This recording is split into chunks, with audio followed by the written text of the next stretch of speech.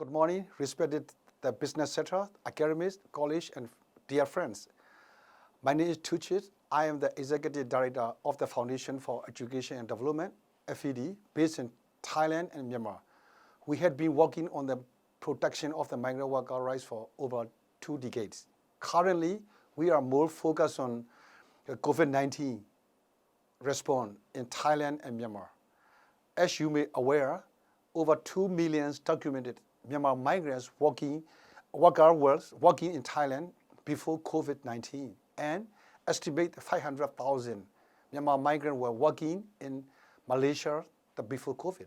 Today, the situation is a bit different because some migrants have returned due to COVID-19, job loss, and are now back in Myanmar. All are dealing with the job loss in both Myanmar and in Thailand. Tourism is the sector that has been most widely impacted from the COVID-19. As of today, September 11th, everything has shut down in Myanmar. Flights are suspended and people cannot travel. The COVID-19 has shown us how important tourism is in our life. In Thailand, tourism is very important, about the 20% of the GDP, with the millions of jobs in sector. In Myanmar, tourism is also increasingly important with about 800,000 jobs directly impacted. Because the tourism is now largely shut down in both countries, we will see how many people are affected by this. There are the many Myanmar migrant workers in Thai tourism industry who are now jobless and have returned home. This creates many problems in both countries. So today, I will talk about how COVID has impacted migrants in Thailand and in Myanmar, and how human rights due diligence can help us overcome the current crisis. My key point is that human rights today are even more important than they were before COVID-19 for tourism and for the other sector. COVID is a chance for us to embrace a more human rights-based approach to the business and governance. I only hope that we will take this chance. We must use the COVID crisis wisely. Human rights and tourism has been a serious problem before the pandemic, and it's now an even bigger issue today due to the pandemic.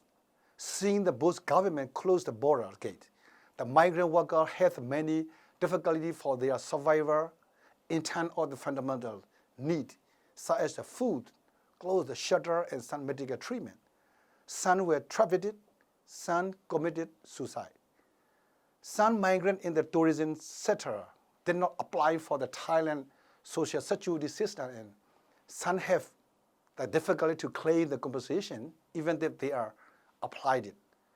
At the same time, the returning to the motherland were often discriminated and faced the many difficulties while they were in government quarantine centers. In Thailand, most of the migrant landing centers have been closed, and we are particularly concerned for the migrant kids. As a consequence, children can be child labor or victims of human trafficking. Most migrant workers who returned to the Myanmar have difficulty getting a job and making money for their families. This made them very vulnerable to abuses. As the tourism industry in both countries remain closed for now, the prospects for the future are not looking good. We really need to create alternative jobs for all the migrants who cannot find employment, and we need to assure their basic rights. Finding the right balance between opening the economy and closing the border is a challenge that we all have.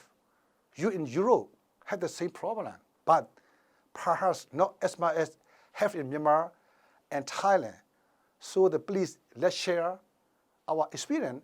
Trying to find the right value is the key to ensure basic right for migrants.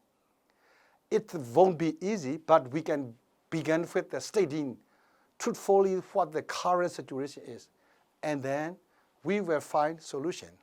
Especially I would like to request, encourage the tourism industry to get more involved in the monitoring human rights and child rights, as well as human trafficking issue in the tourist industry.